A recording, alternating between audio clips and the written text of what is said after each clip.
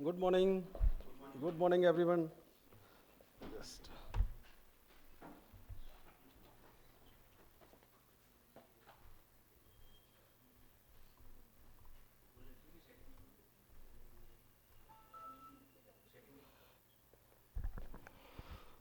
so, friends, we came halfway.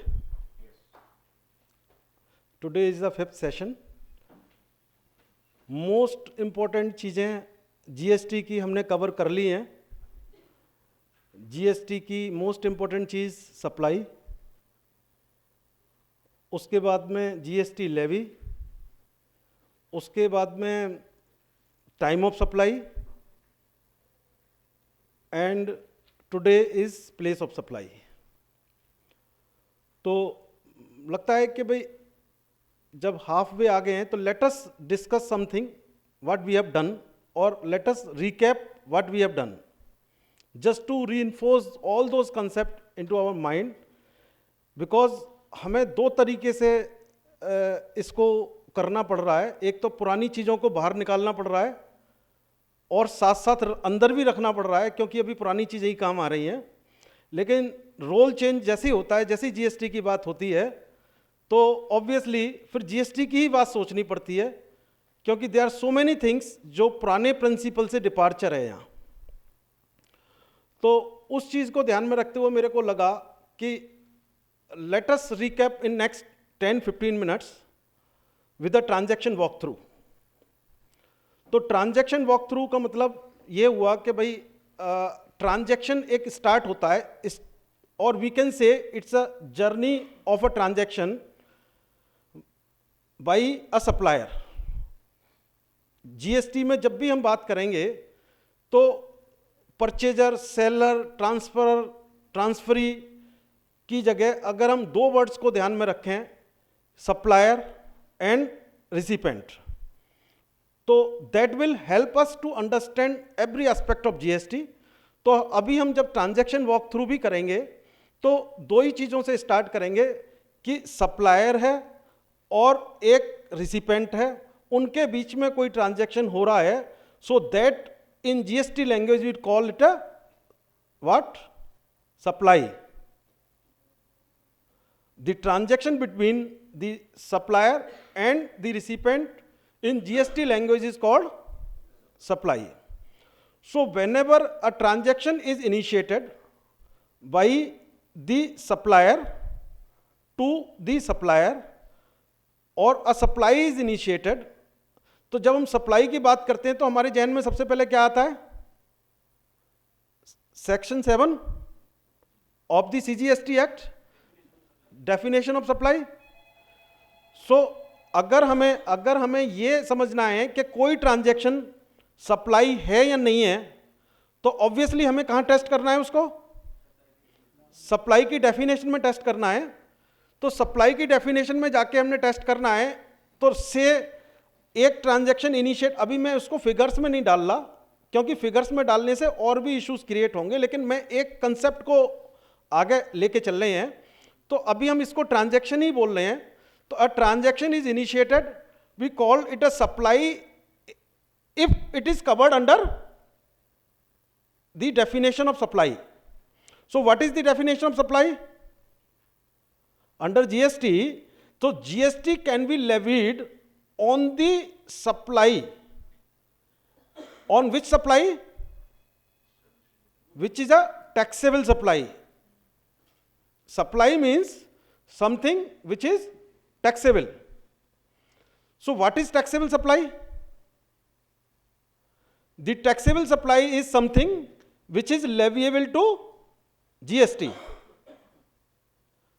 Supply means something which is taxable, and taxable supply is something which is leviable to GST. तो जल्दी से एक बार ये देखते हैं कि सप्लाई की डेफिनेशन क्या कह रही थी. सप्लाई की डेफिनेशन ये कह रही थी कि supply of what? Goods and services. तो दो नए वर्ड अभी भी हमें मिले हैं कि सप्लाई एक वर्ड, सप्लाई एंड रिसिपेंट एक, मतलब दो वर्ड, उसके बाद में सप्लाई, जीएसटी के रेफरेंस में बात कर रहे हैं, एंड तीसरी बात निकल के आई गुड्स एंड सर्विसेज। तो हमें ये ध्यान रखना है गुड्स और सर्विसेज। तो supply includes goods and services, number of transactions barter includes barter, exchange, something something, एक डेफिनेशन दी हुई है। उसके साथ में उन्होंने 2-3 शेड्यूल दिए हुए हैं सप्लाई की डेफिनेशन में। सप्लाई की डेफिनेशन को बल्कि सीजीएसटी एक्ट में 3 शेड्यूल दिए हैं, जिन 3 शेड्यूल को जो कहीं ना कहीं सप्लाई से रिलेटेड हैं। जब हमने सप्लाई की डेफिनेशन की थी तो हमने वो तीनों शेड्यूल किए थे। पहला शेड्यूल किस चीज का है? फर्स्ट शेड्यूल जो सीजीएसटी में, वो किस चीज का है? Supply something without consideration, something will be considered as supply if there is no consideration. इसका मतलब सप्लाई की डेफिनेशन में क्या है कि अगर सप्लाई वो तभी होगी जब कंसिडरेशन होगा, जनरल टर्म्स में। अगर शेड्यूल 1 कहता है कि देयर आर 4-5 आइटम्स जहां सप्लाई हो जाएगी अगर कंसिडरेशन भी नहीं है, तो the essential characteristics which are defined in the section 7 is consideration for to be a supply. उसको स्कोप को और बढ़ाने के लिए उन्होंने कह दिया कि शेड्यूल 1 है जो ये कहता है कि अगर कंसिडरेशन नहीं है तब भी सप्लाई मान लेंगे। And what is the schedule 2 says? Schedule 2 says, कोई बताएगा क्या कहता है शेड्यूल 2? कोई नहीं, आज याद करवाएंगे ना यार, तभी तो हम बार बार कर रहे हैं इसको, क्योंकि इसके याद किए बिना भूल जाएंगे सारा कुछ। तो शेड्यूल 2 क्या कहता है? शेड्यूल 2 कहता है कि कौन सी चीज गुड्स है और कौन सी चीज सप्लाई है। कब? जब कोई कंफ्यूजन है तो, सर्विसेज है सॉरी, जब कोई कंफ्यूजन है तो। यानी कि 2 बातें हो गई कि अगर आप गुड्स को गुड्स समझते हो और जो शेड्यूल 2 में सर्विस नहीं बताया गया है तो वो क्या होगा? गुड्स होगा। अगर किसी सर्विस को, अगर किसी गुड्स को उन्होंने सर्विस बता दिया है शेड्यूल 2 में, तो हम उसको क्या ट्रीट करेंगे? सर्विस ट्रीट करेंगे। तो ऑब्वियसली सर्विस कभी गुड्स नहीं हो सकती, ऐसी अभी बात है। तो अभी इसलिए इन्होंने ये डिफाइन नहीं किया है, इन्होंने ये तो डिफाइन किया है which goods can be services, we can treat it services, but they have not defined in schedule 2 कि some services which we can treat as goods. So अभी ये पार्ट नहीं है। हाँ जी, अभी हम वहीं आते हैं। तो जब गुड्स और सर्विसेज की बात आती है तो उन्होंने, देखो अगर फर्क नहीं पड़ता, अभी बताएंगे क्या फर्क पड़ेगा, अगर फर्क नहीं पड़ता तो उनको इतना बड़ा शेड्यूल लाने की जरूरत नहीं थी जो शेड्यूल 2 में लाए हैं कि कौन सी चीज गुड्स होगी, कौन सी चीज सर्विस होगी। प्री जीएसटी तो बहुत फर्क पड़ता था, आपने कहा पोस्ट जीएसटी क्या फर्क पड़ेगा? प्री जीएसटी तो इतना फर्क पड़ता था कि जितना लिटिगेशन इनडायरेक्ट टैक्स में है after the introduction of the service tax, वो 80% लिटिगेशन इसी चीज से रिलेटेड है कि कोई कहता है ये गुड्स है, कोई कहता है ये सर्विसेज है, कोई कहता है डीम्ड गुड्स है, कोई कहता है डीम्ड सर्विसेज है। क्योंकि they are so many things, rate अलग थे, लेवी अलग थी, टाइम अलग था, they are so many things. क्या अब बदल गया है? अब क्या बदल गया है? जैसे हमने कहा पहले गुड्स और सर्विसेज के केस में हम कहते थे गुड्स और सर्विसेज के केस में लेवी अलग थी, अलग अलग सेक्शन में लेवी थी। दूसरा हम कहते थे गुड्स और सर्विसेज के केस में टाइमिंग अलग अलग था। तीसरा हम कहते थे गुड्स एंड सर्विसेज के केस में प्लेस अलग अलग हो सकता था, टैक्सेबिलिटी अलग अलग हो सकती। क्या आज क्या चीज है? लेवी सारे केसेस में बराबर है, चाहे हम सीजीएसटी में बात कर लें, चाहे हम आईजीएसटी में बात कर लें। So it is in levy is on goods and supply और बोथ, यहां कोई डिफरेंशिएट नहीं किया है। लेकिन जब हमने टाइम ऑफ सप्लाई पढ़ा था तो हमने क्या पढ़ा था? टाइम के केस में टाइम ऑफ सप्लाई अलग, गुड्स के केस में टाइम ऑफ सप्लाई अलग था, सर्विसेज के केस में टाइम ऑफ सप्लाई अलग था। ऐसा ही है ना? शेड्यूल में भी ये कह रहे हैं कि कुछ गुड्स अलग है और गुड्स को हम सर्विस मान लेंगे, उसको भी बिल्कुल डिफरेंशिएट किया है। यानी कि इन अ सिंगल ट्रांजैक्शन जो सप्लायर और रिसिपेंट के बीच में हो रहा है, जिसको हम सप्लाई कह रहे हैं, वो या तो गुड्स होगा या सर्विस होगा फॉर जीएसटी पर्पसेस। मतलब it can not be two, either it can be goods और it can be services, it can not be both. no partial or but single consolidated transaction. In a single consolidated transaction, we are talking about a single consolidated transaction, जिसका एक bill raise करेंगे, कोई भी supply ऐसा नहीं होगा कि जो गुड्स भी हो और सर्विसेज भी हो. It can not B. इसीलिए इन्होंने शेड्यूल 2 डाला है कि भाई शेड्यूल 2 में कहता है कि ये गुड्स, इस चीज को हम गुड्स मानेंगे, इस चीज को हम सप्लाई मानेंगे, चाहे गुड्स हो. ये जैसे हमने वर्क्स कॉन्ट्रैक्ट को कह दिया, वर्क्स कॉन्ट्रैक्ट को हमने कह दिया कंपोजिट सप्लाई है, it is also involve in transfer of goods, and उसके बावजूद भी हम कहते हैं we will treat this as a supply of services, will treat it as a supply of services. So goods के केस में और जो सेकंड शेड्यूल है, सेकंड शेड्यूल सेज कि some transaction can be of goods और services, nothing else, if is a single transaction. So the supply के से related तीसरा शेड्यूल क्या है जो सीजीएसटी एक्ट में है? कोई बताएं तीसरा शेड्यूल क्या है? तीसरा शेड्यूल कहता है, दोस्तों कुछ करने की जरूरत है, थोड़ा बहुत तो करने की जरूरत है यार. The second, first schedule clear है सबको? फर्स्ट शेड्यूल सबको क्लियर है? सेकंड शेड्यूल कहता है कि क्योंकि जीएसटी के पर्पज से कोई चीज या तो सप्लाई हो सकती है या गुड्स हो सकता है, सर्विस हो सकती है सॉरी, या गुड्स हो सकता है. तो बहुत सारे कंफ्यूजन है उन्होंने सेकंड शेड्यूल के through, what they objective to plug the all the confusions. कि अगर कोई गुड्स है तो गुड्स है, अगर कोई इस तरीके का ट्रांजैक्शन है जिसमें दोनों चीजें इन्वॉल्व हैं, तो या तो वो सर्विस है या वो गुड्स है. तो उन्होंने मैंने आपको एग्जांपल दिया कि वो स्पेसिफिकली कहता है वर्क्स कॉन्ट्रैक्ट में क्या होता है. वर्क्स कॉन्ट्रैक्ट में दो सप्लाई होती, मतलब कंपोजिट अगर कॉन्ट्रैक्ट है मेरा तो दो चीजें होती हैं, सर्विसेज भी ट्रांसफर हो रही होती हैं, गुड्स भी ट्रांसफर हो रहा होता है. तो उन्होंने कहा कि अगर इसको गुड्स मानेंगे या सर्विस मानेंगे, आधे को गुड्स मानेंगे आधे को सर्विस मानेंगे, किस तरीके से क्या मानेंगे, तो इसलिए उन्होंने क्लियर कर दिया नथिंग एल्स कि we will consider this as a goods services. इसी तरीके से उन्होंने कह दिया कि कोई भी transaction in relation to immovable property है, in relation to immovable property, चाहे उसमें गुड्स का ट्रांसफर भी हो रहा है, we will treat this as a supply of services. तो शेड्यूल 2 ये है. टेंजिबल और इंटेंजिबल को अभी भूल जाएं. मतलब जैसे आपने कहा, जैसे आपने बड़ा यूज किया टेंजिबल के केस में वो ये कहते हैं कि तो गुड्स क्या है, goods is always considered as a tangible thing, movable property. तो उस केस में तो आपको बिल्कुल क्लियर है, वो कहते हैं कि जहां ट्रांसफर ऑफ प्रॉपर्टी हो रहा है, या तो अभी हो रहा है या बाद में होगा, ऑब्वियसली ये गुड्स ही रहेगा. लेकिन जहां अगर सिर्फ इतना ही है, तो अगर इसमें टेंजिबल के साथ में इंटेंजिबल भी ऐड हो गए और दोनों चीजें कंपोजिट ट्रांजैक्शन की तरह पास ऑन हो रही हैं सप्लायर के रिसिपेंट के पास में, then it will be considered only services. ये उन्होंने डिफाइन किया है, बहुत 18 क्लॉज 15 क्लॉजेज हैं उसमें. तो उन्होंने बिल्कुल ये, मतलब the objective of schedule 2 is very very clear कि it in a consolidated transaction of a supply it will deemed something as goods और something as services, nothing both. Restaurant services में ही सर्विस कर दिया इन्होंने, रेस्टोरेंट सर्विसेज भी आ गई. जैसे एक एग्जांपल रेस्टोरेंट का भी, जाते हैं खाना खाते हैं, इसी में बैठे होते हैं, तो उन्होंने कहते हैं it is a service, it is supply of service. Builder के केस में भी उन्होंने कह दिया अगर आप pre construction, obviously pre completion अगर आप बेच रहे हो तो it is supply of services, it is supply of services. नहीं, pre getting the completion certificate from the authority, जो भी वो, हाँ वो जो क्राइटेरिया है. तो फ्रेंड्स थर्ड शेड्यूल क्या है?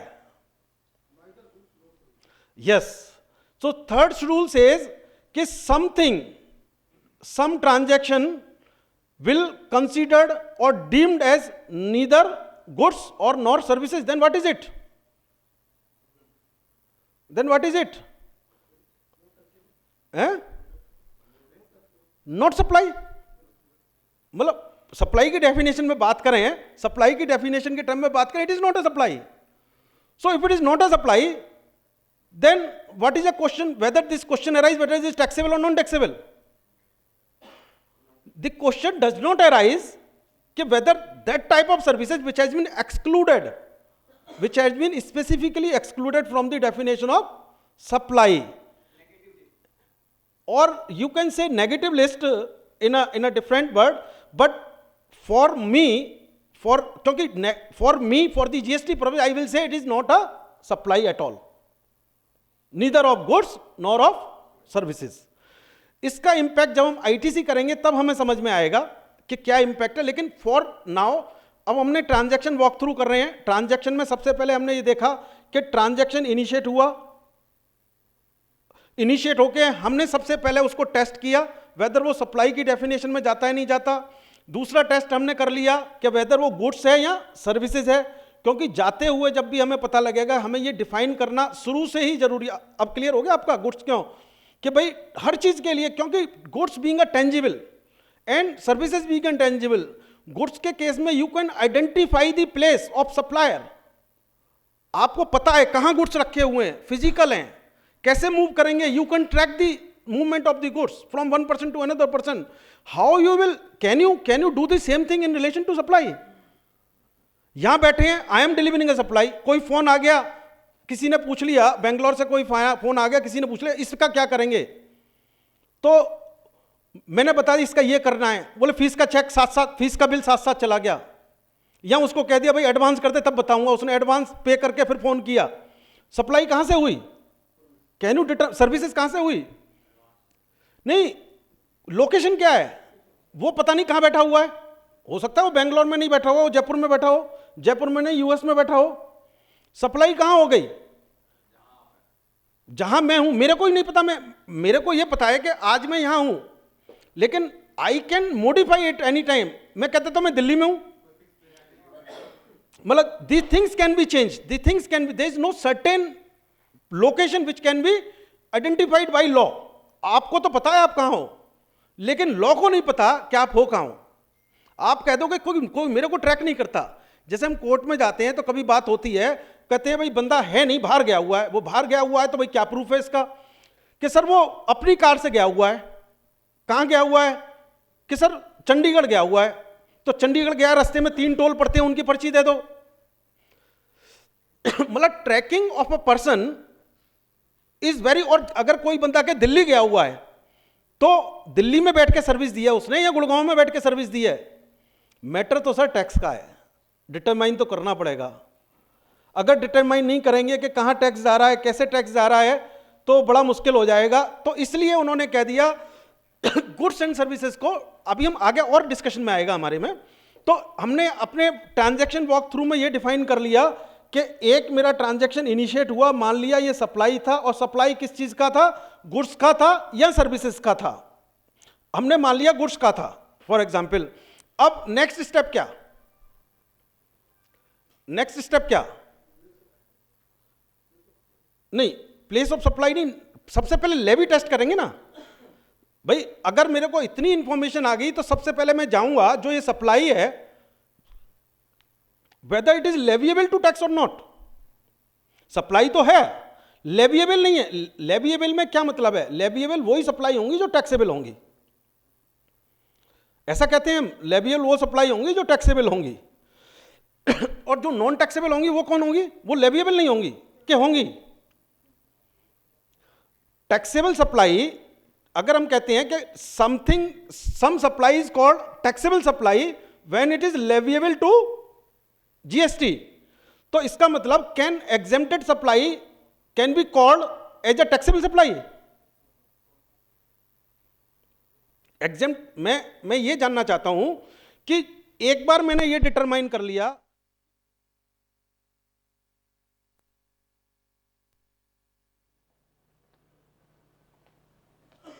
एक बार मैंने ये डिटरमाइन कर लिया कि मेरी जो सप्लाई है वो सप्लाई, तो सप्लाई की डेफिनेशन में तो आ रही है whether it is leviable to tax और नॉट.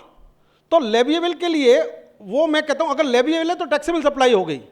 और क्या जो एग्जेम्प्टेड सप्लाई है, एग्जेम्प्टेड सप्लाई कौन सी होती हैं, एग्जेम्प्टेड सप्लाई वो होती हैं जिसपे गवर्नमेंट, या तो स्टेट गवर्नमेंट या जीएसटी के पर्पज से बात करो, स्टेट गवर्नमेंट या सेंट्रल गवर्नमेंट कोई नोटिफिकेशन ला दे कि भाई ये सप्लाई, एजुकेशन की सप्लाई टैक्सेबल नहीं है, एग्जेम्प्टेड है. तो मतलब दोस्तों सप्लाई अगर कोई है तो obviously all supplies which are leviable to tax are taxable supplies. It includes exempted supplies, क्योंकि जो supplies हैं उसमें से taxable supplies में से exempted supplies को बाहर निकाला जाता है कि भाई ये supplies exempted हैं, इस पर टैक्स नहीं लगेगा. एजुकेशन हो गया, हेल्थ केयर हो गया, एग्रीकल्चर हो गया, और वट एवर दे वांट. वो ऐसी सप्लाई, और कौन सी सप्लाई ऐसी है जो हम कहते हैं लेविएबल ही नहीं है? एक तो वो सप्लाई जो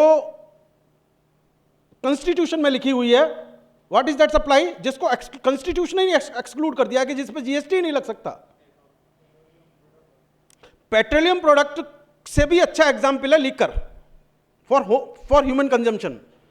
क्योंकि पेट्रोलियम और लीकर में दोनों में क्या फर्क है कि पेट्रोलियम, लीकर को तो इन्होंने सदा के लिए अलग कर दिया जीएसटी से. Liquor will never come until the constitution has to change before liquor come into the taxable supply under GST. लेकिन उसको टैक्सेबल बना दिया है. पेट्रोल वगैरह को, जो 5 आइटम्स हैं उनको टैक्सेबल बना दिया है. लेकिन उनको यह कहा है कि जब जीएसटी काउंसिल कहेगी और जब सारे लोग राजी होंगे तब हम इसको लेवी में लेके आएंगे. इसको लिकर को उन्होंने नहीं, कभी नहीं लाएंगे. ला सकते हैं अगर सब लोग राजी हो जाएं.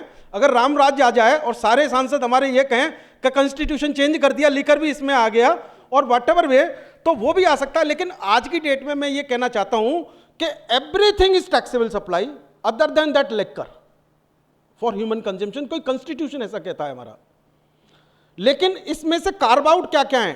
कार्व आउट हैं जो एग्जेम्पशन नोटिफिकेशन जाएंगे, जिसको हमने सप्लाई नहीं माना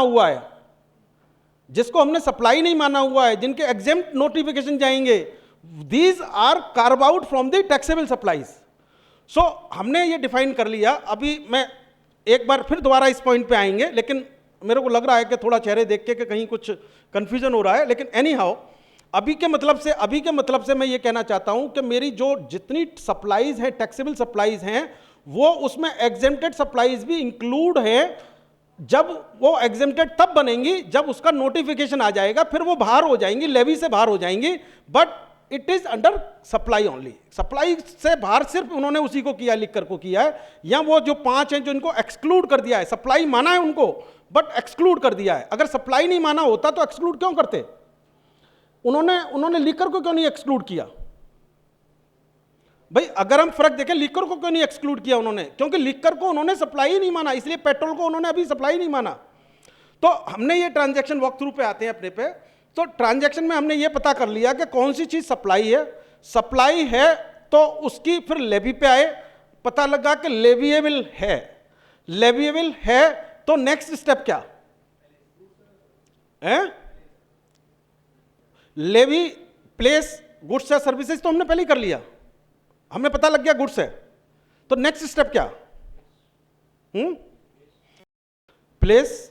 और बताएंगे नेक्स्ट लेवी मेरे को पता लग गया. लेकिन लेवी में आपने देखा लेवी मेरी कौन कौन से सेक्शन में डिफाइंड है? लेवी मेरी सीजीएसटी में डिफाइंड है, लेवी मेरी एसजीएसटी में डिफाइंड है, लेवी मेरी आईजीएसटी में डिफाइंड है. ऑब्वियसली यूटी वाले को भी छोड़ देते हैं कि यूटी वाले को all purposes we need it, we will consider it as state. तो इनमें सीजीएसटी में और एसजीएसटी में क्या लिखा हुआ है? आपने पूछा कि कब सीजीएसटी देखेंगे, कब एसजीएसटी देखेंगे. यहां फर्क देखना आप कि सीजीएसटी में और एसजीएसटी में लेवी सेक्शन में क्या लिखा हुआ है कि there shall be a tax called goods and services tax on every supply of goods और services on all intra state sales, intra state supplies. Same CGST में भी लिखा हुआ, सेम एसजीएसटी में भी लिखा हुआ है. लेकिन इंटरस्टेट कहां टैक्सेबल होंगी? तो पहला पॉइंट आपका कि वाई आईजीएसटी उन्होंने मतलब इंटर स्टेट को उन्होंने आईजीएसटी में क्यों लिया? इंटर स्टेट को आईजीएसटी में उन्होंने इसलिए लिया क्योंकि जब 2 स्टेट्स के बीच में कभी भी कोई झगड़ा होता है तो there should be one umpire, there should be one third party which is a center in our case, in our constitution, and constitution gives the right to the central government to make law on all interstate transactions. That we'll discuss during our discussions today. अभी मैं transaction walk through पे कर रहा हूं.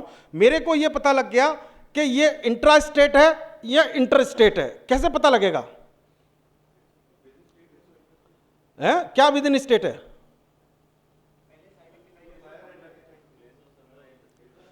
मतलब आपने समीर जी कह रहे हैं कि इंट्रा स्टेट और इंटर, देखो ये चीज बड़ी रिलेवेंट है आज। प्लेस ऑफ रिसिपेंट कह रहे हैं सर, और कोई बता रहा है कुछ? सो इंपॉर्टेंट इंट्रा स्टेट और इंटर स्टेट कब है, मैं बिना स्लाइड के आपको इसलिए कर रहा हूं, स्लाइड में देख के तो सब पता लग जाता है, आगे आगे बढ़ते जाते हैं। स्लाइड भी दिखाऊंगा, सारा वही लिखा हुआ जो हम डिस्कस कर रहे हैं, हमने पढ़ा है ये। इंटर स्टेट जब लेवी हमने पढ़ी थी तब हमने पढ़ा था ये। हाँ,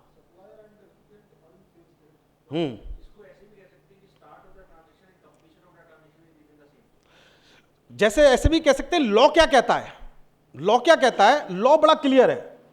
देखो हमारे मन में बहुत सारी चीजें आ रही हैं, लेकिन लॉ क्या कहता है? लॉ कहता है कि location of supplier of goods और सर्विसेज एक एलिमेंट हो गया, दूसरा place of supply, place of supply दूसरा एलिमेंट होगा। अगर ये दो element, location of the supplier of goods and services और एंड प्लेस ऑफ सप्लाई, अगर ये दोनों चीजें अगर एक स्टेट में हैं, इन क्या दोनों चीजें, इनकी लोकेशन ऑफ द सप्लायर और location of place of supply अगर एक स्टेट में है तो इंट्रा स्टेट है, अदरवाइज ये इंटर स्टेट है। अभी ये मान लेते हैं, लेकिन थोड़ी सी टेक्निकलिटी हम डिस्कस करेंगे। लेकिन क्या एलिमेंट निकल के आए? Location of the supplier and second element is place of supply. Place of supply का यहां रेफरेंस आया है, जो हम आज का टॉपिक है हमारा। लेकिन रिलेवेंस हमारी ये है आज के इस टॉपिक की कि अगर प्लेस ऑफ सप्लाई नहीं पता होगा तो हमें ये नहीं पता लग पाएगा कि इंट्रा स्टेट है या इंटर स्टेट है। अगर ये नहीं पता लग पाएगा तो क्या नहीं पता लग पाएगा? सीजीएसटी एसजीएसटी लगना है या आईजीएसटी लगना है। अगर नहीं पता लग पाएगा तो लेवी को आगे नहीं बढ़ा पाएंगे, और अगर गलत पता लग जाएगा तो क्या होगा? Who will decide that? Let me put a question, who will decide that कि location of the supply, place of supply कहां होगी? Who will decide that?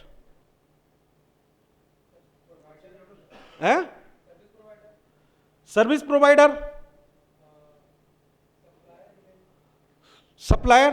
तो ऑब्वियसली देखो सोचने की बात नहीं है, ये तो मतलब एक तो इमीडिएटली सेल्फ क्लियर है कि मैं सप्लायर हूं।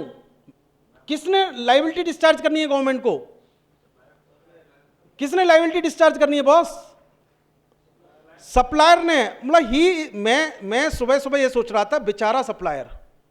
अगर हम इस कहानी को अगर ऐसे ले लें कि बेचारा supplier, he has to do what so many things to pay tax to the government, और उसका भी हमने डिस्कस किया, उसका भी राइट नहीं है उसके पास कलेक्शन का, ऑथोरिटी नहीं है कलेक्शन की।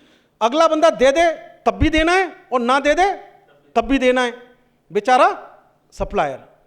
तो ये जरूर ध्यान रखना है जीएसटी में। अगर हम ये लिंक भूल गए कि किसने डिटरमाइन करना है, कौन डिटरमाइन करेगा कि इंटर स्टेट ट्रांजैक्शन है इंट्रा स्टेट ट्रांजैक्शन है? Always the supplier of goods और सर्विसेज। एक केस दूसरा हो सकता है, अगर मैं यहां बात करूं, एक केस यह हो सकता है कि किसी केस में रिसिपेंट भी कर सकता है। क्या ये बात है आरसीएम में? कि अगर आरसीएम अगर हो जाता है, रिवर्स चार्ज में अगर टैक्सेबिलिटी होती है रिसिपेंट की, तो उस केस में कौन डिसाइड करेगा इस बात को? फिर सप्लायर बेचारा नहीं रहता, फिर वो रिसिपेंट बेचारा हो जाता है। कोई और भी कंडीशन हो सकती है कि जिसमें कोई और आदमी को हम कह दें उसको बेचारा बना दें, ना सप्लायर बेचारा बने ना वो बेचारा बने। हमने डिस्कस किया है अपने डिस्कशन में। कोई और थर्ड पर्सन हो सकता है क्या कोई? ई कॉमर्स ऑपरेटर का एग्जाम्पल दे रहे हैं सर। तो third person e commerce operator क्या कहता था कि अगर ई कॉमर्स ऑपरेटर एग्रीगेटर की सर्विस कर रहा है, यानी कि if he is assisting the recipient and supplier and recipient to do business, recipient and supplier to do business, then who is that person who can be held responsible to discharge the tax liabilities on for the government? So वो दो चीजें हैं। देखो यहां भी goods and services का difference आएगा। Goods के केस में तो उन्होंने कह दिया है कि उस थर्ड पर्सन को हम ज्यादा परेशान नहीं करेंगे, कि गुड्स के केस में तो उससे कह देंगे इन दोनों को काम करने दो, लेकिन जो सप्लायर है, सप्लायर को ट्रैक करने के लिए आप उसके सप्लायर का जब पेमेंट करोगे इसका 1% टीसीएस कलेक्ट कर लो और बाकी हम देख लेंगे इसको। गुड्स के केस में बोला है ना ऐसा। लेकिन सर्विसेज के केस में कैसे, पता ही नहीं लगेगा कहां की सर्विस कहां हो गई, कैसे हो गई, ना सप्लायर का पता ना रिसिपेंट का पता। गुड्स के केस में तो उसको मैंडेटरी कर दिया ना, उसको रजिस्ट्रेशन लेना है सप्लायर को। जो ई कॉमर्स के थ्रू सप्लाई कर रहा है, गुड्स के केस में तो मैंडेटरी बना दिया ना उसको। लेकिन सर्विसेज में बड़ा कंफ्यूजन है। आप यहां बैठे हुए हो, आप लंदन गए, लंदन में जाके आपने मेक इन इंडिया मतलब मेक माई ट्रिप पे टिकट बुक करा दिया, कहां है रिसिपेंट, कहां है प्रोवाइडर? आप अमेजन पे जाके बुक खरीद लो, अगर अमेजन यहां नहीं होती, या अमेजन पे जाके कोई भी चीज खरीदते हो, सर्विस कोई सर्विस खरीद लो, चलो बुक का एग्जांपल तो हमने दे दिया, तो अगर अमेजन यहां नहीं होती, जैसे आप ओला बुक करा देते हो वेबसाइट पे जाके, टैक्सी बुक करा देते हो, सर्विस का एग्जांपल ले रहे हैं, तो कहां होगा, who is responsible for this? That third person. So 3 लोग हो गए, supplier, recipient and that third person in case of digital services. अभी हम ये मान लेते हैं डिजिटल सर्विसेज के केस में थर्ड पर्सन हो गया। तो अब हमें ये पता लग गया सप्लायर की लोकेशन, मतलब इंट्रा स्टेट और इंटर स्टेट में। ट्रांजैक्शन वॉक थ्रू पे आ गया हूं वापस। तो ट्रांजैक्शन वॉक थ्रू पे अब मेरे को ये डिसाइड करना है इंटर स्टेट है या इंट्रा स्टेट है। तो मेरे को ये पता लगा 2 एलिमेंट है मेरे, एक लोकेशन ऑफ द सप्लायर, अगर फॉरवर्ड चार्ज है, अगर यही मान के चल रहे हैं, रिवर्स चार्ज को बाद में देखेंगे, फॉरवर्ड चार्ज है तो लोकेशन ऑफ द सप्लायर क्या है और प्लेस ऑफ सप्लाई क्या है, और ये सप्लायर को डिसाइड करना पड़ेगा, क्योंकि he has to discharge the liability to the government. अगर उसने गलत कर दिया तो क्या होगा बॉस? अगर उसने गलत कर दिया, अगर किसी सप्लाई को उसने इंट्रा स्टेट की जगह इंटर स्टेट कर दिया तो क्या होगा? Can somebody tell? हैं? हाँ हाँ, कितना बड़ा काम हो गया। अगर कोई ट्रांजैक्शन, अगर उसको पता लगा, उसने ये कंसीडर किया था कि ये इंटर स्टेट ट्रांजैक्शन है, और बाद में उसको पता लग गया, नहीं तो बताने वाले तो सारे लोग बैठे हुए हैं वहां। स्टेट अथॉरिटीज क्या करेंगी? यही करेंगी स्टेट अथॉरिटीज कि हर ट्रांजैक्शन को कहेंगी भैया पहले ये सब्सटेंशिएट करे, इंटरस्टेट कैसे कर दिया तूने। अगर देखो, जब हमने एक बार डिस्कस किया था कि सप्लायर का जुडिक्शन कौन होगा, सप्लायर का जुडिक्शन वहां होगा जहां वो टैक्स पे कर रहा है। जिस जुडिक्शन में वो टैक्स पे कर रहा है, क्या उसी जुडिक्शन में टैक्स जाने वाला है सप्लायर का? उस जुडिक्शन में जाए ना जाए, अगर कोई सप्लायर हरियाणा में अगर रजिस्टर्ड है तो हरियाणा में टैक्स पे कर रहा है, लेकिन अगर वो इंटर स्टेट सप्लाई कर रहा है तो टैक्स कहां जा रहा है? उस स्टेट को, जिस स्टेट में सप्लाई कंज्यूम हो रही है वहीं जा रहा है ना। तो अगर वो किसी वजह से, जैसे हमने सुना था वो सप्लायर के केस में कि सेंट्रल वाले उसको एडमिनिस्टर करेंगे या स्टेट वाले एडमिनिस्टर करेंगे, हमने डिस्कस किया था अपने प्रोग्राम में। तो इसमें हमने ये निकाला था कि भाई आधों को अभी 90% और 10%, 1.5 करोड़ वाला हमने वैसे ये निकाला था, 1.5 अप टू 1.5, अभी ये फाइनल नहीं हुआ है लॉ में कहीं, लेकिन ऐसी चर्चाएं हैं कि up to 1.5 crore 90% state governments देखेंगे, 10% रैंडम बेसिस पे सेंट्रल वालों के पास चले जाएंगे, क्योंकि वो कहते हैं हम भी तो खाली हैं यार, हमें भी कुछ काम दे दो। और 1.5 करोड़ से ऊपर वाले केसेस को दोनों लोग आधा आधा बांट लेंगे भाई, जो जैसे भी उनकी इच्छा होगी, रैंडम बेसिस पे, व्हाटएवर बेसिस पे। तो मैं उन लोगों की बात कर रहा हूं कि जो स्टेट अथॉरिटीज के पास में एडमिनिस्ट्रेशन में आ जाएंगे और वो अपने ट्रांजैक्शंस को अगर इंटर स्टेट बताएंगे, तो क्या स्टेट अथॉरिटीज ये क्वेश्चन नहीं उठाएंगी भैया पहले तो बता दे ये इंटर स्टेट क्यों है, एक तू अपने स्टेट का तो सगा हो जा भाई, स्टेट में तो टैक्स पे कर, इसको इंटरस्टेट कर ट्रांजैक्शन को, तभी तो हरियाणा में टैक्स आएगा।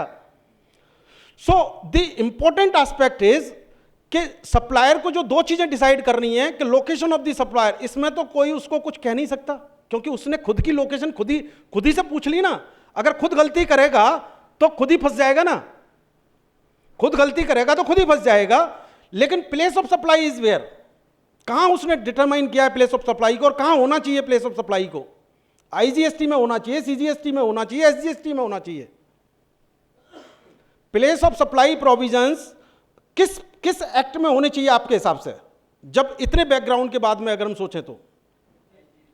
हैं आईजीएसटी में होने चाहिए, क्यों होने चाहिए आईजीएसटी में?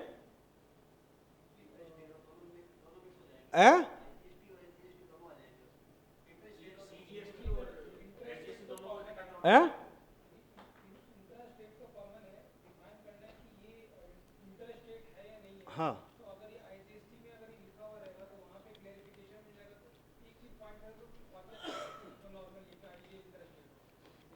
देखो इसके पीछे जो आप कह रहे हो वो भी ठीक है, लेकिन मैं आपको स्पेसिफिक लॉजिक देता हूं। स्पेसिफिक लॉजिक क्या? हमारे पास कितने एक्ट हैं? कौन कौन से एक्ट हैं? SGST, CGST, IGST, UTGST. अब यूटीजीएसटी को अभी फॉर द टाइमिंग भूल जाते हैं अभी, क्योंकि यूटीजीएसटी को हम ये मानते हैं कि ये स्टेट जीएसटी है। तो हमारे पास में सीजीएसटी है, एसजीएसटी एंड आईजीएसटी है, एक और है कंपेंसेशन बिल, वो बात की बात है। लेकिन इन तीन में आप देखो क्या सिमिलरिटी और क्या डिसिमिलरिटी है। What is the similarity and dissimilarity between CGST and SGST? कोई बता सकता है क्या है? हमने एक बार डिस्कस किया था ये कि हमने कहा था, और हमने क्या कहा था, एक्ट इस तरीके से है कि CGST and SGST, SGST is exactly the mirror image of CGST. जो सीजीएसटी में लिखा हुआ है एग्जैक्टली सेम वर्डिंग एसजीएसटी में लिखी हुई है, वही सेम सेक्शंस, वही सेम चैप्टर्स, लेकिन जहां जहां स्टेट के रेफरेंसेस हैं वहां वहां सेंटर की जगह स्टेट आ गया है, सेंटर टैक्स की जगह स्टेट टैक्स आ गया है। एक आध जो स्टेट स्पेसिफिक चीजें हैं, कोई प्रोविजन चेंज नहीं हुआ, basic provision, it is exactly the mirror image. But IGST में क्या है? यानी कि इसका मतलब प्लेस ऑफ सप्लाई अगर मैंने सीजीएसटी में दे दिया तो ऑब्वियसली एसजीएसटी में भी देना पड़ेगा। और प्लेस ऑफ सप्लाई का इंपॉर्टेंस, रिलेवेंस क्या है? प्लेस ऑफ सप्लाई ये डिटरमाइन करता है कि इंट्रा स्टेट है या इंट्रा स्टेट है, इंट्रा स्टेट है या इंटर स्टेट है, और ये डिसाइड करना किसका राइट है? कौन डिटरमाइन करेगा इसको? Central government. Central government. और सेंट्रल गवर्नमेंट का राइट किस एक्ट पे है? एक्सक्लूसिव राइट आईजीएसटी पे। And that is the relevance of IGST. IGST में वो सारी चीजें ऐड की हैं कि जहां आईजीएसटी को, जो आईजीएसटी हम कहते हैं आईजीएसटी एक टैक्स है, IGST is not a tax, only tax is CGST और SGST. IGST is a mechanism to distribute C and S to center and the states, and that mechanism right with remain with the central government through the act of IGST. तो IGST दो काम कर रहा है। IGST का जो relevance है वो दो हैं, CGST, SGST एक ही तरीके के हैं। IGST का जो रिलेवेंस है वो ये करता है कि जहां भी इंटर स्टेट का कोई इशू आ जाएगा और जहां इंटीग्रेटेड आईजीएसटी टैक्स का इशू, आईजीएसटी जो टर्म है उसका इशू आ जाएगा, उसका डिस्ट्रीब्यूशन कैसे होना है सेंटर और स्टेट्स को, और जहां ये डिसीजन लेना आ जाए कि कौन सी चीज इंटर स्टेट है, कौन सी चीज इंट्रा स्टेट है, तभी इंटर स्टेट और इंटर स्टेट की डेफिनेशन भी उन्होंने सेक्शन 7 एंड इसी में दिया है, सेक्शन 7 और 8 में। इंट्रा स्टेट क्या है, इंटर स्टेट क्या है, उन्होंने 7-8 में डेफिनेशन दी है यहीं आईजीएसटी में, क्योंकि आईजीएसटी कोई पावर है। तो हमारा ये रिलेवेंस चालू हो गया। अब हम अपने इस रिलेवेंस के साथ में कि प्लेस ऑफ सप्लाई कितनी इंपॉर्टेंट है और किसने डिसाइड करनी है सप्लायर में, अगर वो गलत डिसाइड कर देता है तो पेनल्टी कितनी तगड़ी है, क्या उसको वो टैक्स जो उसने गलत जमा किया उसका रिफंड क्लेम करना पड़ेगा और नया टैक्स जमा करना पड़ेगा। जो भी अगर उसने आईजीएसटी गलत जमा किया है तो सीजीएसटी एंड एसजीएसटी जमा करना पड़ेगा, आईजीएसटी का रिफंड क्लेम करेगा। पहले तो उन्होंने जब ओरिजिनल लॉ आया था, जब ओरिजिनल मॉडर्न एक्ट आया था, उन्होंने इंटरेस्ट भी लगा दिया था इस पे। नहीं, पहले लगा दिया था इन्होंने। जब इनको लगा, इनको सेंस आया यार ये तो बड़ी मुश्किल हो जाएगी कि आज के 2 साल के बाद में जब असेसमेंट हो रहा है, तब इन्होंने कह दिया नहीं तुम्हारा ट्रांजैक्शन इंटर स्टेट नहीं था, इंट्रा स्टेट है। और फिर आप लिटिगेशन में चले गए, लिटिगेशन में 3 साल चल गए। 5 साल के बाद में आपको पता लगा कि भाई नहीं ये इंटर स्टेट नहीं था, इंट्रा स्टेट है, तो फिर वो आईजीएसटी का 5 साल के बाद में रिफंड क्लेम करोगे, देन आप सीजीएसटी आईजीएसटी दोगे। तो इन्होंने पहले लिख रखा था कि जो आप टैक्स पे करोगे, जो आपको पे करना चाहिए था, उस पर ट्रांजैक्शन की डेट से लेके अब तक का इंटरेस्ट लग जाएगा। तो जब पब्लिक ने कहा यार what is this, it is not my fault, वो कहते हैं it's your fault, you not decided correctly. तो कहते हैं चलो मेरा फॉल्ट है मान लिया बाबा, लेकिन स्टेट गवर्नमेंट नहीं भी तो गलत कर सकती है, तो हाथ जोड़े उनके तब उनसे इंटरेस्ट हटवाए वहां से। तो अभी आज की डेट में दो सेक्शंस हैं अलग अलग, सीजीएसटी में और आईजीएसटी में। सेम एसजीएसटी में होगा। देखो मैं सीजीएसटी आईजीएसटी इसलिए बात करता हूं कि जो सीजीएसटी में होगा वो एसजीएसटी में सेम प्रोविजन होगा। तो दो प्रोविजन है, उन्होंने वहां कहा है कि अगर गलत पे कर देगा सप्लायर तो उसको ये करना पड़ेगा और ये वापस करना पड़ेगा, इंटरेस्ट नहीं चार्ज होगा। पहले इंटरेस्ट भी लगा दिया था उस पर।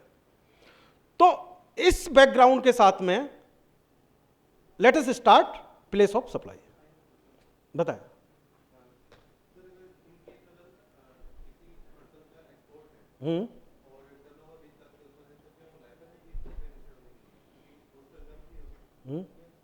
आप भी बताओ इस क्वेश्चन का आंसर है। पहले ये बताएं कि अगर कोई बंदा एक्सपोर्ट कर रहा है, ये सप्लाई है या नहीं है? सप्लाई है, सप्लाई है। पहले तो ये बात कर सर, सप्लाई तो है ना। अब बात करते हैं कि जीरो रेट है, टैक्सेबल है, नॉन टैक्सेबल है, क्या है। देखो मैं एक प्रोसेस, अभी भाई साहब ने एक क्वेश्चन पूछा था सुबह मेरे से कि भाई कैसे करेंगे, तो मैंने कहा लेट अस एनालिसिस। जब तक हम एनालिसिस नहीं करेंगे तब तक हम सेक्शन भी याद नहीं रख पाएंगे और तब तक हम अपने आप को आंसर भी नहीं दे पाएंगे। तो आपने पूछा कि अगर मैं एक्सपोर्ट कर रहा हूं, क्या पूछा था आपने? क्वेश्चन दोबारा बताएं। हाँ हाँ तो उस केस में अगर वो कोई परचेज करता है अनरजिस्टर्ड डीलर से, हाँ, तो क्या उस पर आरसीएम एप्लीकेबल होएगा? आप कह रहे हैं कि पहली बात तो ये है कि जो एक्सपोर्टर है वो बिना रजिस्टर्ड हुए क्या एक्सपोर्ट में इनपुट टैक्स क्रेडिट का रिफंड क्लेम कर सकता है? I have two questions. First is that कि अगर वो एक्सपोर्ट कर रहा है तो क्या वो जीएसटी में लायबल है? हाँ, अगर यस तो उस केस में उसकी जो एक्सपोर्ट है तो आउटपुट तो जीरो ही है उसका। अभी पहले क्वेश्चन का आंसर आप ही दोगे, मैं नहीं दूंगा, आप ही दोगे। आप ये कह रहे हो कोई एक्सपोर्टर है, जब वो एक्सपोर्ट कर रहा है obviously he is supplying something, right? Supply कर रहा है। Yes. अब सप्लाई के केस में कहां लेवी में कहां लिखा हुआ है कि ये आइटम उसका लेविएबल नहीं है? कहीं लेवी में लिखा हुआ है? Item tax. चलो एक्सपोर्ट के केस में मैं आईजीएसटी की लेवी में जाता हूं क्योंकि वहां ये कहा है कि एक्सपोर्ट को इंटरस्टेट मानेंगे, एक्सपोर्ट को इंटरस्टेट मानेंगे। तो मैं आईजीएसटी की लेवी में जाता हूं तो वहां उन्होंने क्या कहा है? कहीं ऐसा वर्ड नहीं किया है कि एक्सपोर्ट लेवी में नहीं आता अगर आप कोई चीज लेवी कर रहे हो, यानी कि एक्सपोर्ट टैक्सेबल है अगर वो टैक्सेबल सप्लाई की डेफिनेशन में आता है। सिर्फ एक्सपोर्टर को एक बेनिफिट दिया है कि या तो आप तुम टैक्स पे कर दो और अपने क्रेडिट ले लो, अपने इनपुट टैक्स क्रेडिट का, और आप अपना जो टैक्स पे किया हम आपको वो रिफंड कर देंगे। एक्सपोर्टर भी आज हमारा टॉपिक है। तो एक्सपोर्टर के केस में उन्होंने ये कहा है कि अगर if you are providing if you are providing a taxable service, यानी कि आपके पहले क्वेश्चन का आंसर आप दे रहे हो कि अगर आप एक्सपोर्टर है तो ऐसा कोई लॉ नहीं है कि उसकी सप्लाई नॉन टैक्सेबल है, by the virtue of which कि he is an exporter only. तो पहले क्वेश्चन का आंसर मिल गया कि एक्सपोर्ट के केस में ऐसा कोई जरूरी नहीं है कि वो उसकी अगर सप्लाई टैक्सेबल है, he has to take registration, he has to do everything. अब सेकंड क्वेश्चन क्या है आपका? तो उस केस में वो इनपुट लेगा और टैक्स पे करेगा और बाद में इनपुट लेगा। आप देखो एक्सपोर्टर को मैं अभी बता देता हूं, एक्सपोर्टर के केस में दो प्रोसीजर्स दे रखे हैं उन्होंने जो आज भी हैं। एक प्रोसीजर उन्होंने एक्सपोर्टर के केस में दिया है कि एक्सपोर्टर को कह दिया है कि अगर आप निल रेट पे अपना गुड्स क्लियर कर लो, निल रेट पे एक बॉन्ड भरोगे आप और गुड्स क्लियर कर दोगे, भाई ये एक्सपोर्ट के लिए है, और बॉन्ड के साथ में जितना भी इनपुट क्रेडिट आपको है, क्योंकि उसकी जो सप्लाई को जीरो रेटेड मान लिया, जीरो रेट अलग है, जीरो रेटेड अलग है। जीरो रेटेड ये कहता है कि जीरो रेटेड आईजीएसटी में सेक्शन 16 में एक कंसेप्ट है जो ये कहता है कि एक्सपोर्टर की सप्लाई को जीरो रेटेड मानेंगे तो इसका मतलब ये हो गया कि उसको इनपुट टैक्स क्रेडिट अवेलेबल रहेंगे, उनका वो रिफंड क्लेम कर सकता है या अपने अदर टैक्सेबल सप्लाईज में उसको यूज कर सकता है, उसका रिवर्सल नहीं होगा एग्जेम्प्टेड सर्विस मान के। जीरो रेटेड को हम आगे, तो एक्सपोर्टर के केस में या तो आप without payment of tax export कर दो, जो आपके पास में इनपुट टैक्स क्रेडिट है उसका रिफंड क्लेम कर लो। पहली सिचुएशन टैक्सेबिलिटी ऑफ एक्सपोर्ट बता रहा हूं मैं आपको, आगे भी आएगा। और दूसरा उसको ऑप्शन दिया है कि यार तू बॉन्ड के चक्कर में ना पड़, क्योंकि बॉन्ड उसको ये करना है वो करना है, वो कहते हैं पे द फुल टैक्स जो भी एप्लीकेबल है and adjust your all input tax credit. इसका रिलेवेंस है कहां है मैं बताऊंगा जब इनपुट टैक्स क्रेडिट में आएंगे, लेकिन मैं ऑप्शन बता रहा हूं कि पे the full tax, claim the input tax credit, और जितना बाकी का टैक्स पे कर दो, जितना आपने इनपुट टैक्स, यानी कि इनपुट टैक्स क्रेडिट आपके जीरो हो गए। और आपने मानो, आपका एक एग्जांपल देता हूं, मानो आपका 1 लाख रुपए का आउटपुट लायबिलिटी था एक्सपोर्ट के लिए, या तो आप, और आपके 50,000 रुपए के आपके आईटीसी अवेलेबल था एक्सपोर्ट वाली सर्विसेज पे, गुड्स पे जो भी है, तो आपके पास में एक ऑप्शन तो ये है कि you don't pay this 1 lakh, 50 lakh रुपए का रिफंड क्लेम कर लो। दूसरा प्रोसीजर है आप 1 लाख पहले पे करो, 50,000 को, 1 लाख मतलब पेबल हो गया, 50,000 को एडजस्ट करके 50,000 पे कर लो, और फिर 1 लाख का पूरा रिफंड क्लेम कर लो। अल्टीमेटली परिणाम एक ही निकल के आएगा। वहां भी पहले केस में उसको 1 लाख नहीं पे करना पड़ा, 50,000 उसको मिल गए। दूसरे केस में उसको 50,000 पे करने पड़े, 1 लाख मिल गए, तो अल्टीमेटली 1,50,000 मिल गए ना उसको। फर्स्ट केस के अंदर जो 50,000 हमारा आईटीसी रखा था, हाँ, वो बाकी सर्विस में एडजस्ट नहीं होएगा, वो रिफंड ही क्लेम करना नहीं, वही मैं कह रहा हूं कि अगर वो बाकी टैक्सेबल सर्विस प्रोवाइड कर रहा है तो उसको एक्सपोर्ट की वजह से रिवर्सल नहीं करना पड़ेगा, और केसेस में अगर वो एग्जेम्प्टेड कर रहा है तो रिवर्सल करना पड़ेगा उसका। तो जीरो रेटेड का मतलब है कि उसको, उस एक्सपोर्टर को जो जिससे जीरो रेटेड है उसको क्रेडिट पूरा मिलेगा, अगर टैक्सेबल सप्लाईज में भी एडजस्ट कर सकता है उसको, और रिफंड भी क्लेम कर सकता है वो। उसके बाद दोनों ऑप्शन है। और अगर जिन गुड्स को वो एक्सपोर्ट कर रहा है, हाँ, अगर उसी गुड्स को पर्टिकुलर या उसमें से कुछ आइटम्स वो अनरजिस्टर्ड से परचेज करता है, तो उस पे आरसीएम एप्लीकेबल। ऑब्वियसली क्यों नहीं होगा बताओ, एक बताओ क्यों नहीं होगा। तो let me ask you counter question, कि अगर वो फर्स्ट वाले पॉइंट में जाता है कि वो आपने output pay क्यों नहीं कर सोचा, रहा है, आपने क्यों सोचा कि क्यों नहीं होना चाहिए?